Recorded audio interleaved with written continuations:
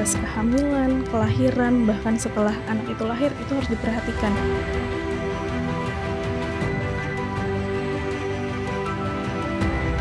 Apakah stunting itu hanya berada di ekonomi yang lemah?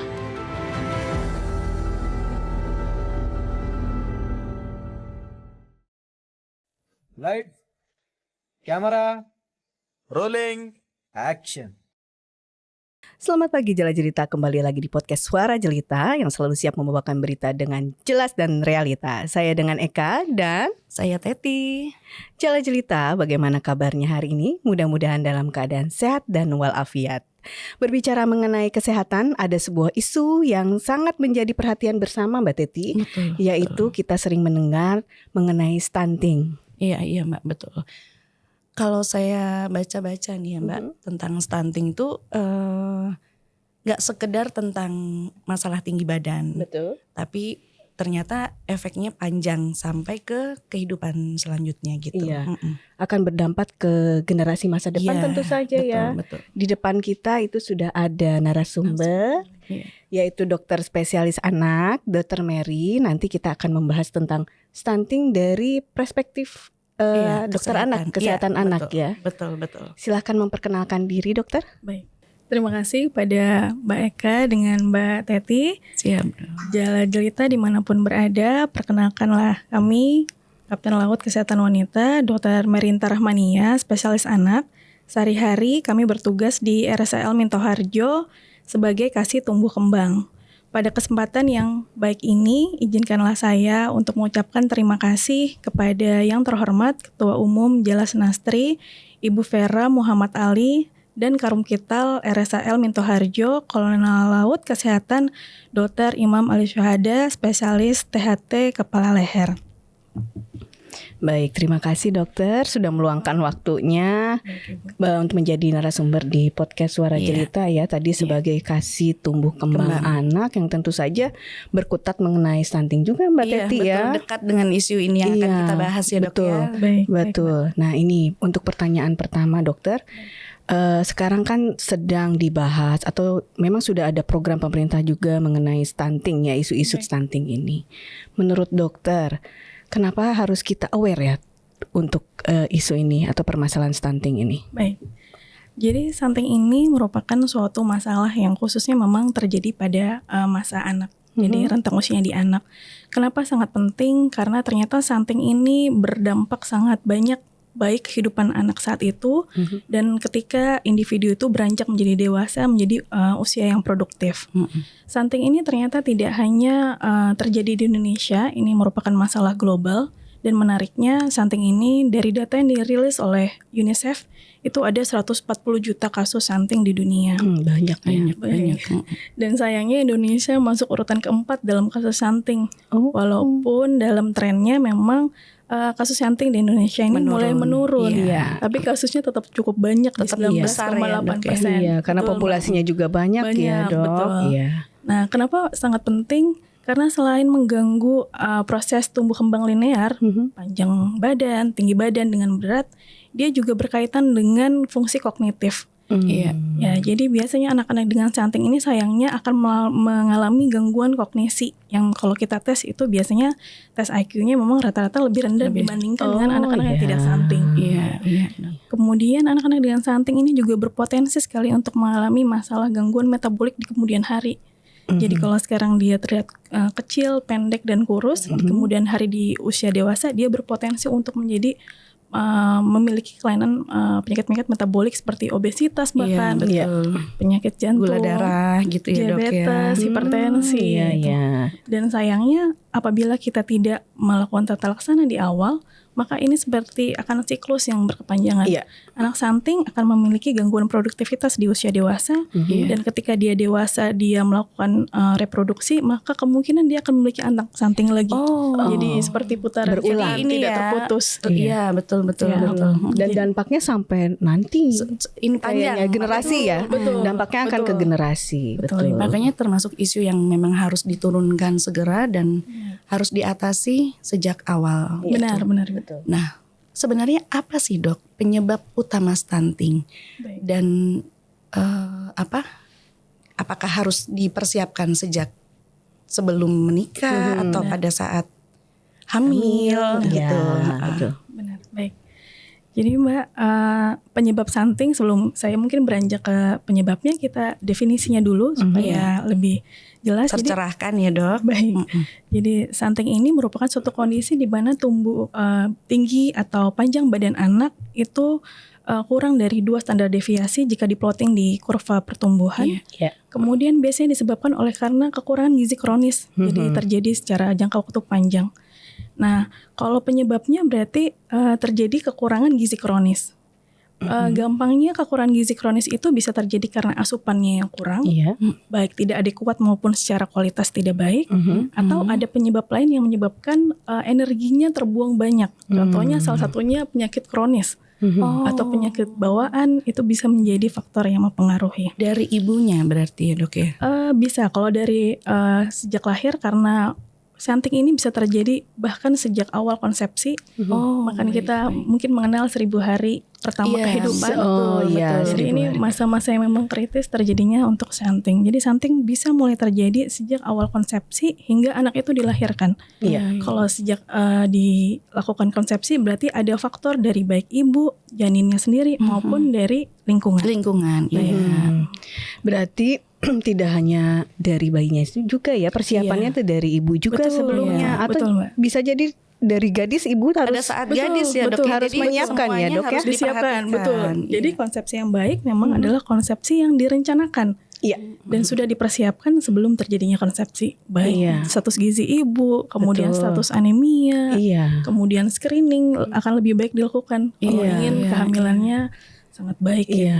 Karena selama ini kita tahu ya hanya karena mungkin bayinya kekurangan nutrisi saja, ternyata ibu juga persiapannya harus memang gizinya baik sebelum menikah atau sebelum hamil Kalau misalkan ibu dengan riwayat kesehatan yang sakit kronis itu apa bisa jadi penyebab juga dok? Bisa, betul. Jadi ada beberapa kondisi yang menyebabkan nutrisi dari ibu yang sakit ini akhirnya menghambat ke bayi. Tidak terserap dengan baik. Betul. Gitu. Itu adalah penyakit. Makanya dalam proses kehamilan kita ada namanya antenatal care. Jadi memang harus wajib datang baik itu ke bidan, puskesmas maupun ke dokter sesuai dengan indikasinya. Supaya memang kalau ditemukan penyakit tadi yang Mbak sebutkan bisa ditata laksana dan dioptimalisasi proses kehamilannya. Antenatal care tuh gimana dok? Seperti apa? Mungkin ini sebenarnya ranah dari dokter Objin ya. Cuma apa-apa kan pengen sebagai wacana. Maksudnya kita pengetahuan kita. Pas masuk ke materi itu ya dok Baik. Jadi antenatal care ini adalah pemeriksaan yang memang wajib dilakukan pada ibu-ibu hamil. Jadi pemeriksaan ini berfungsi sebagai alat yang digunakan untuk screening. Walaupun gejalanya belum timbul, kalau kita melakukan, kita bisa screening faktor risiko apa yang bisa kita temukan dan kita terlaksana lebih awal. Seperti USG gitu ya dok? Betul. Tentu saja, tapi dengan indikasi satu dengan lain hal. Betul. Jadi ada pencetusnya ya dok Betul. Nah, berbicara tentang stunting itu efeknya apa sih perkembangan kepada anak? Apakah hanya tinggi badan saja begitu kan? Atau di dalam organ-organ tubuh itu, di dalam organ anaknya itu akan bermasalah atau bagaimana dok? Baik. Jadi stunting ini tentu saja karena terjadi kelainan gizi kronis, terjadinya jangka waktu panjang sebenarnya. Maka sebenarnya yang pertama kali kita bisa lihat adalah efeknya adalah pertumbuhan linear. Yang pertama kita temukan pasti biasanya berat badannya jelek dulu. Berat badannya jelek tidak teratasi, baru nanti dia terhambatnya pertumbuhan panjang tinggi badan, sehingga terlihat lebih pendek. Kemudian efek metabolik yang bisa terjadi yang tadi disebutkan ya Ibu Ijin. Jadi karena dia terbiasa untuk menggunakan energi yang sedikit karena memang kekurangan gizi kronis, akhirnya metabolismenya jadi berbeda dengan anak yang tidak kekurangan gizi. Tidak standar maksudnya. Betul. Tidak sesuai bawaannya gitu ya dok. Jadi sehingga akhirnya pada akhirnya dia juga berpotensi untuk memiliki sakit-sakit lain di kemudian hari. Nah kemudian anak-anak yang stunting juga karena bahan bakunya tidak cukup baik, sehingga dia juga memiliki kemungkinan untuk infeksi yang berulang karena imunitasnya nggak cukup baik. Jadi infeksi yang berulang nantinya juga akan mempengaruhi dari berat badannya sendiri. Lagi Jadi seperti kembali ke iya, situ kembali lagi ke ya, situ. Dok, berputar ya. di situ. Iya, Makanya iya. kenapa ini penting untuk diputus, untuk segera ditemukan dan Iya. segera tata laksana. Iya. Nah, Dok, saya tuh pernah dengar waktu materi stunting juga. Tidak semua yang pendek itu stunting. Betul. Tapi yang stunting itu Pasti pendek. Betul. Nah, sebenarnya secara awam ya, Dok ya, kita melihat nih kayaknya ada gejala ke sana nih, saya harus periksa nih. Itu ada nggak, Dok? Sebagai Ada. orang awam ya, Dok ya. Ada Ibu. Jadi memang betul yang dikatakan Ibu Eka tadi ya. Jadi stunting itu tidak selalu pendek itu tidak selalu stunting. Stunting, iya. Jadi jelas tadi definisinya harus terjadi kekurangan gizi kronis. Sedangkan perawakan pendek yang lain kita bisa temukan seperti gangguan kongenital, seperti akondroplasia, di mana disproporsi ada perbedaan antara panjang tubuh dengan panjang Kaki dan Iya, tangan. Nah iya. itu jelas sekali terlihat kalau kita lihat. proporsinya gitu ya, Betul, Dok. ya. Jadi kalau stunting proporsinya harus normal, tidak boleh ada gangguan disproporsi panjang badan gitu, Bu. Oh begitu. Benar. Oh, jadi semuanya Harus proporsional tapi Betul, kecil tapi gitu ya, kecil, Dok ya. betul. Oh, begitu. Kalau Itu yang baru dia- yang dibilang iya. stunting. Benar, karena stunting itu tadi terjadi setelah dia konsepsi. Nah, Iya, nggak iya. bisa bentuk otot, jaringan lemak, dia terlihat kurus, nggak bisa lagi tubuhnya akhirnya memutuskan pertumbuhan linearnya harus di stop karena dia harus mempertahankan metabolisme basalnya. Oh ya. Ya, akhirnya ya baru dia pendek. Oh. Jadi sebenarnya dia proporsinya normal. Iya, cuman dalam ukurannya yang Betul. mini ya, Dok ya. Lebih pendek daripada rekan-rekan seusianya. Iya. Di Posyandu kan suka ada juga ya kartu untuk Iya, anak itu betul, ya, betul. dokter. Dari situ Betul, sudah Dok, ya. kelihatan sebetulnya ya. Benar. Jadi memang pentingnya kita Periksa untuk ya, Dok. periksa setiap Iya, bulan betul. pada anak-anak di bawah usia setahun ini kita bisa mendeteksi, Bu. Jadi sebelum terjadinya berat badan yang kita bisa bilang di bawah ukurannya atau underweight, kita bisa temukan namanya growth faltering atau gagal tumbuh. Gagal tumbuh. Ya, gagal tumbuh itu kalau di kurva pertumbuhan sebenarnya kalau per bulan dia tetap naik, Iya. tapi naiknya tidak sesuai dengan Tidak signifikan, tidak sesuai harapan ya, Dok standarnya. ya. Iya, Kan jadi- selalu di di plotting. ya sama dokter tuh di sini gitu Betul. ya, Dok ya. Nah, pada saat kita temukan growth faltering, ini adalah kunci di mana kita sudah melakukan tata laksana sebenarnya, supaya tidak berlanjut menjadi Ya, tidak underweight, berkepanjangan, betul. ya. Kemudian tidak jatuh dari stunting. Iya. Iya. Jadi sebenarnya dari awal kita bisa temukan kalau memang terjadi tadi ya proses kunjungan ke baik posyandu, Iya, ke posyandu, maupun iya, ke iya, puskesmas gitu ya, secara atau tumbuh rutin Karena per sudah bulan. difasilitasi dengan kartu-kartu buku itu ya, Betul, Dok ya. betul sekali. Sejak hamil juga sudah ada Betul, periksa buku kesehatannya Betul. gitu. Iya. Artinya kalau kita aware atau kita mengetahui pengetahuannya, ibu-ibu yang misalnya anaknya akan terkena stunting itu sudah Resiko. terlihat ya, Sudah terlihat, resiko betul. stunting sudah terlihat ya, Dok? Betul, jadi tidak terjadi tiba-tiba. tidak akan tiba-tiba Betul. menjadi Iya, stunting. betul. Jadi mudah aja ya, Dok ya. Asal ukurannya proporsional tapi tidak sesuai yang Standar usianya. usianya, Betul. Berarti iya. ini Resiko, arah ke sana. ada Tapi resiko. dan biasanya kalau periksa ke puskesmas, ke dokter itu kan udah dikasih tahu ya, Dok. Betul, Ini dikasih tahu. Bu, ini kayaknya seperti ini. Coba nanti kita periksa Betul. lagi gitu Iya. ya, Dok ya. Iya. Nah, kalau sudah terdiagnosa anak itu stunting itu bisa sembuh nggak, Dok? Sebenarnya bisa, Bu. Oh, bisa ya, Dok, Bisa. ya? Cuma nanti yang dikatakan sebenarnya fungsinya akan tetap kembali optimal seperti anak tidak stunting itu berpengaruh terhadap usia berapa kita temukan anak itu stunting. Oh, Jadi menariknya perkembangan otak itu berkembang sangat cepat dari 0 sampai 2 tahun atau 1000 hari pertama Iya. kehidupan. Iya. Itu di 2 tahun anak itu lahir, itu usia otaknya volume otaknya sudah di 80% otak dewasa, Bu. Dan pada saat 5 tahun itu sudah 92% dari otak dewasa. Artinya perkembangan itu di balita ya, justru ya di betul. bayi ke balita Betul. ya. Itu makanya kita bisa temukan kalau anak di atas 5 tahun biasanya kita tidak sebut stunting karena memang kita lakukan tata laksana pun prognosisnya tetap akan tidak akan Maksimal, sebaik ya, seperti anak di yang tidak awal. stunting atau Iya. bahkan anak yang stunting tapi ditemukan di awal. Karena dia punya proses untuk mengejar. Sayangnya memang pertumbuhan cepat ini tidak bisa diulang. Jadi kalau Iya. fasenya sudah kritisnya sudah lewat, ya dia nggak bisa tumbuh secepat itu lagi. Walaupun tetap dikasih gizi yang banyak, tetap nggak bisa. Ya, berarti dalam artian bisa disembuhkan, Bisa. tapi tidak lantas normal gitu ya Betul, dok ya. betul. Tapi hanya menghentikan mungkin ya dok ya. Baik, menghentikan proses yang sekarang, kemudian diusahakan mendekati yang normal. fungsi Yang kognitifnya. normal. Artinya, Iya, betul. Hanya fungsi kognitifnya aja ya dok Iya, ya. betul. Berarti kalau tadi saya simpulkan 5 tahun batasnya ya dok. 5 tahun betul. 5 tahun. 5 tahun. Sebelum 5 tahun dia akan menyesuaikan. Tapi kalau misalnya disembuhkan itu betul. mengejar. Mengejar. Tapi setelah 5 tahun Biasanya agak lambat.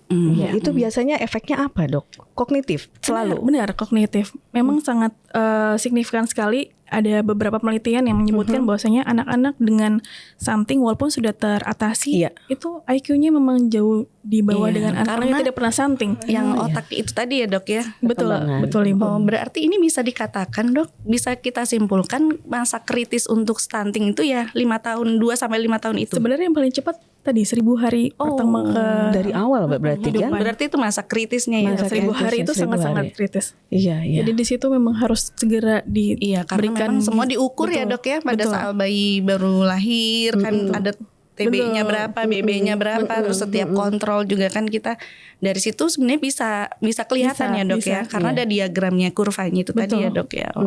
Iya. Nah, dampak jangka panjangnya selain kognitif, dok. Dampak jangka panjangnya tadi Ibu Jen. Jadi ada beberapa memang penyakit yang bisa menyertai. Iya. Jadi yang gejala penyakit-penyakit metabolik itu Selalu metabolik ya, betul dok, berarti metabolik. ya? Iya, karena gangguan di awalnya adalah gangguan metabolisme Oh, iya. karena penggunaan energi yang rendah, kekurangan yang kronis tadi, gizi yang kronis. Berarti metabolik itu istilahnya yang bersentuhan dengan pencernaan begitu atau gimana? Metabolik ini adalah penyakit-penyakit yang biasanya gangguan metabolisme. Jadi penggunaan metabolisme gula itu Iya. bisa gangguannya di diabetes Di mellitus. diabetes mellitus, ya. Kemudian gangguan hipertensi juga bisa menyertai anak-anak yang stunting. Oh, iya. Berarti Iya. untuk anak-anak yang udah dinyatakan stunting nih dok, untuk penyakit-penyakit itu timbulnya nanti pada saat dewasa atau? Nah, Iya, biasanya pada saat dewasa. Jadi ketika tubuhnya terbiasa untuk menggunakan sedikit energi, ketika tumbuh kembang kan kebutuhan kalorinya iya. sudah mulai tidak setinggi ketika dia anak. Iya. Di dewasa dia dapat makanan. Nah, Iya, disitulah terjadi numpuk. mismatch-nya ya. Oh, ya berarti dia harus mengatur pola makan kalau misalnya Betul, sudah dan terkena screening, Bu. stunting. Iya. Dan Dari harus screening tuh rutin ya dok ya? Baiknya memang seperti itu. Jadi kan kita di programnya Kementerian Kesehatan tuh sekarang ada program screening ya. Setiap dia ulang tahun. Nah, itu bisa digunakan. Oh iya ada program Iya, itu ya dok ya. betul. Iya. Khususnya pada orang-orang yang tentu saja beresiko. Iya. Apalagi ditambah mungkin ada keluarga Bawaan, dengan riwayat. Nah, itu bawaan, lebih ya. meningkatkan resiko lagi. Dia memang lebih ekstra pada anak-anak dengan riwayat stunting ini. Nah ini Nak, masuk ke topik yang selanjutnya. Tadi dokter sampaikan jika bisa diatasi maka dia akan diharapkan bisa mengejar ke yang normal itu. Jika sudah dinyatakan udah Bu ini aman, misalkan untuk saat ini, apakah bisa berulang di? Bisa. Oh, Bisa Walaupun berulang. di usia dewasa gitu. Enggak, Di masa balita pertumbuhan tetap. Iya, dok tadi ya? kita sebut Di 5 stunting 5 tahun. Oh, Karena memang iya. tumbuh cepatnya sudah berhenti setelah itu. Iya. Nanti berikutnya diagnosisnya perawakan pendek oleh karena sebab. Jadi cari sebabnya apa. Dan biasanya banyak penyebab yang bisa terjadi.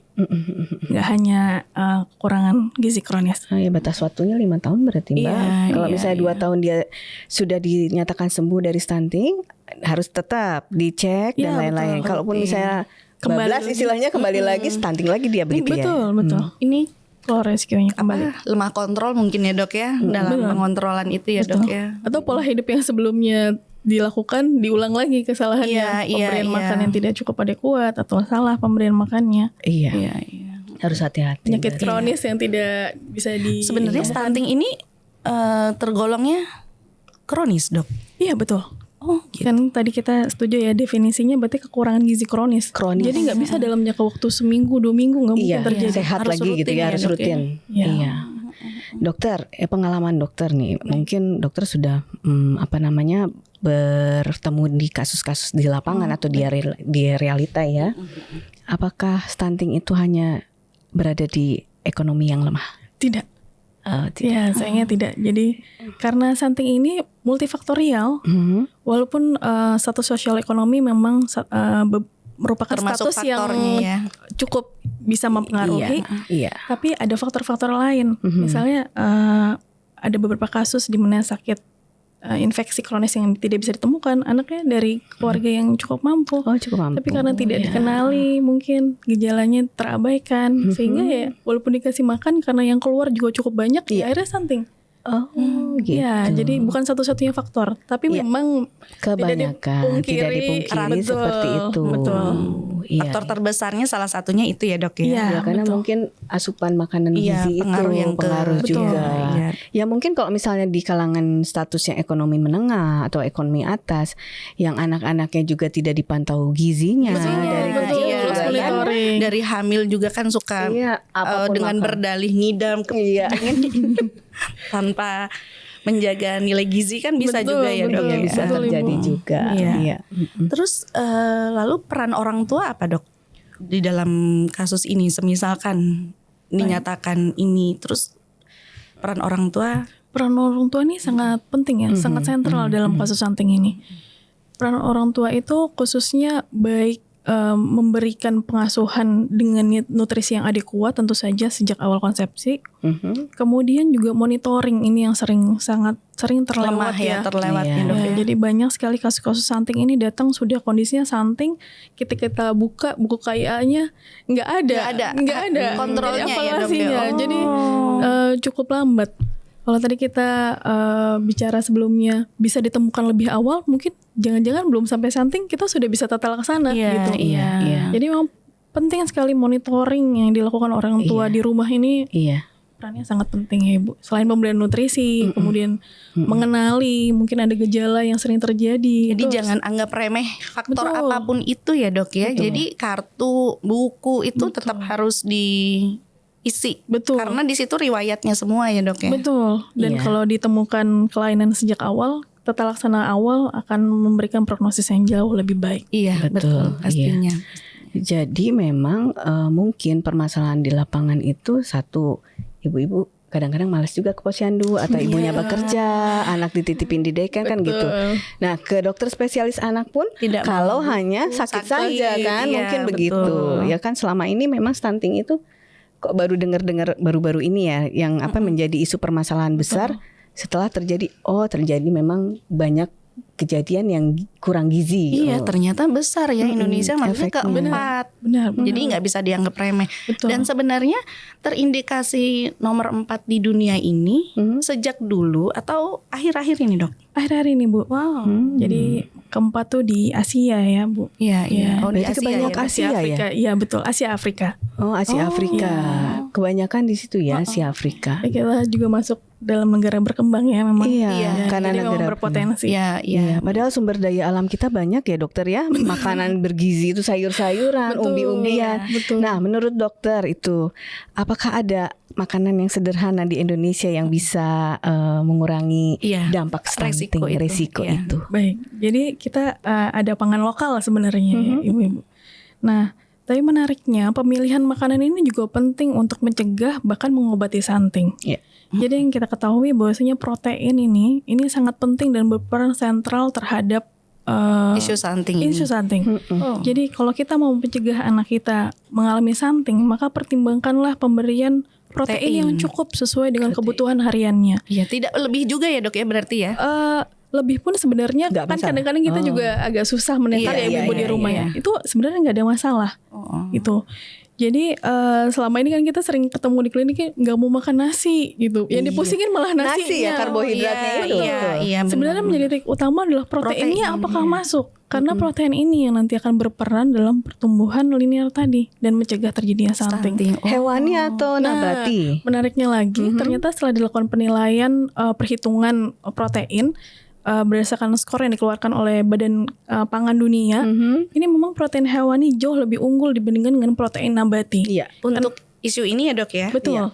Jadi protein itu bisa disusun dari asam amino. Ada asam amino yang bisa dibentuk oleh tubuh, namanya esensial, non esensial, mohon maaf. Sedangkan ada asam amino yang nggak bisa dibentuk dari tubuh, jadi memang harus dari Didapatkan asupan. dari- Nah itu namanya Nah itulah asam amino esensial. Sayangnya asam amino esensial ini memang lebih banyak ada di protein hewani dan cukup lengkap dibandingkan dengan protein nabati. Sehingga dianjurkan memang makannya kalau bisa ditambahkan protein hewani hariannya. Nah yang paling mudah sebenarnya ditemukan adalah sebenarnya telur. Kalau kita susah cari daging mungkin ya karena mahal ya. Karena mahal. Betul. Telur ini memiliki scoring yang cukup tinggi, jadi lebih dari atas di 100. Jadi mudah untuk dicerna, mudah untuk diserap, Diolah juga mudah. Diolah betul. Iya. Kemudian anak mungkin lebih suka ya karena teksturnya tidak seserat Iya, daging. betul. Tidak berat ya dok ya. Betul. Jadi kalau kita memang susah untuk mencari protein hewani, telur merupakan salah satu Solusinya, jawabannya. ya. Walaupun sebenarnya makan yang baik adalah makan yang bervariasi. Karena satu makanan itu biasanya nggak cukup memenuhi semua kebutuhan. Karena harus diganti-ganti tuh supaya kalau sekarang nggak dapat dari X, nanti yang berikutnya ditutup sama betul. Iya. Saling menutupi berarti. Saling ya. menutup. Kalau itu tadi kan bahannya ya dok, apa bahan baku yang makan, cara mengolahnya tuh pengaruh tidak? Sebenarnya kalau protein itu memang dia labil terhadap suhu yang tinggi. Tapi nggak usah khawatir daripada tidak memberikan, karena kan takut nanti harus suhunya nggak usah daripada jadi makan tuh sebenarnya nggak usah terlalu strict itu. Yang penting kita memberikan, lebih baik memberikan daripada Tidak kurang. sama Betul, sekali, iya. betul. Iya. Yang penting jangan gosong, Mbak. Kalau gosong vitaminnya entah kemana kan. Dan tentu aja harus enak. Iya, karena biar supaya mau makan anaknya, betul. Menarik kan Menarik, kalau betul. si usia segitu ya dok ya, harus Betul. mencari apa yang menarik buat Variasi, dia. betul. Iya. Pesannya apa nih dok untuk Jala Jelita supaya peka terhadap isu ini, supaya kedepannya harapan pemerintah ini juga tuntas lah masalah stunting ini, ya kan, karena kita memang lagi digembar-gemborkan ya dok ya. Betul. Ya, sudah menjadi program Iya, program khusus pemerintah ya. Jadi pesannya memang pada seluruh orang tua, khususnya dari Jala Jelita, untuk memperhatikan sejak mau memiliki anak. Jadi 1000 hari pertama kehidupan ini merupakan usia yang sangat krusial dan berpotensi untuk menyebabkan stunting.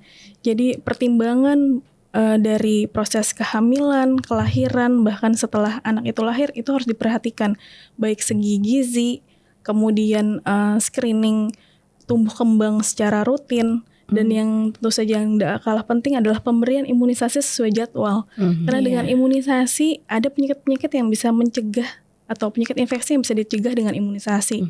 Karena seperti ketahui bahwasanya kalau anak sakit akan mudah sekali turun.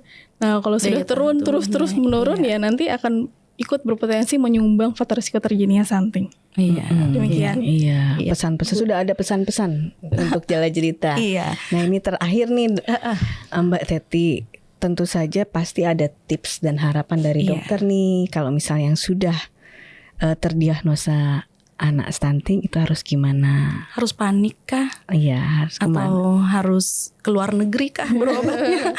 Jalan-jalan ke luar negeri ya? Kan kadang kalau mampu ya dok ya, udahlah harus ini, sebenarnya enggak, di sini aja. Nah gitu himbauan dokter apa? Ya himbauannya gitu. seperti Betul. apa dokter? Tipsnya ya selalu melakukan screening ya, karena dengan screening kita bisa tahu lebih awal. Cukup itu sebenarnya ya dok Betul. ya. Dan kalau memang sudah ditemukan jangan khawatir, karena Angkatan Laut punya beberapa RSAL yang siap untuk membantu melayani dan membantu tata laksana dari kasus-kasus stunting. Iya. Iya, screening itu prosesnya mudah ya dokter ya. Mudah sekali, bahkan bisa dilakukan di posyandu kadang-kadang Iya, yang gratis itu kan di setiap RW itu selalu disediakan kan. Hari sebulan ini sekali. posyandu balita. Udah gitu dibonusin bubur kacang kan. Iya. Yang penting mau hadir. Iya, betul. Menyempatkan diri untuk hadir itu Iya. hal yang penting. Iya. Menarik ya Mbak Menarik Teti? sekali, dokter.